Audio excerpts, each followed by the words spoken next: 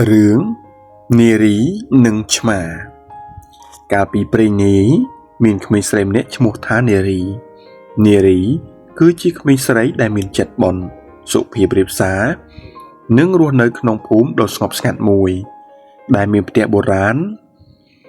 ដ៏ស្រស់ស្អាតជារៀងរាល់ថ្ងៃនារីតែងតែធ្វើដំណើរទៅសាលារៀនជាមួយមិត្តភ័ក្តិរបស់នាងយ៉ាងសប្បាយរីករាយថ្ងៃមួយខណៈពេលកំពុងដើរត្រឡប់មកពីសាលារៀនវិញនារីបានឮសំឡេងយ៉ាងខ្សោៗចេញពីក្នុងផ្ការុក្ខជាតិក្បែរផ្លូវនោះនៅពេលនាងចូលទៅមើលនាងក៏បានឃើញឆ្មាពណ៌ទឹកក្រូចតូចមួយកំពុងតែញ័រទទ្រឹតដោយសារភាពរងានិងភាពអត់ឃ្លានដោយក្តីអាណិតនារីក៏បានសម្រេចចិត្តបីកូនឆ្មាមកផ្ទះហើយថែទាំវាដូចជាសមាជិកគ្រួសារម្នាក់អញ្ចឹងនារីបានដាក់ឈ្មោះវាថាអាសំណាង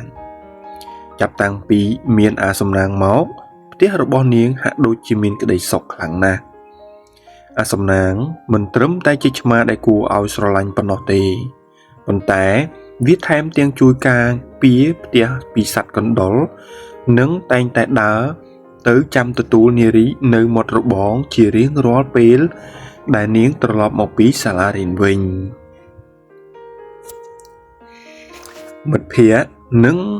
អ្នកជិតខាងតែងតែសរសើរនារីថាជាក្មេងមានចិត្តមេត្តានារីបានរៀនសូត្រថាការផ្ដល់ក្តីស្រឡាញ់ដល់សត្វលោក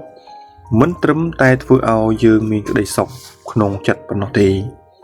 ប៉ុន្តែយើងក៏នឹងទទួលបានសេចក្តីស្រឡាញ់និងភាពស្មោះត្រង់ត្រឡប់មកវិញផងដែរ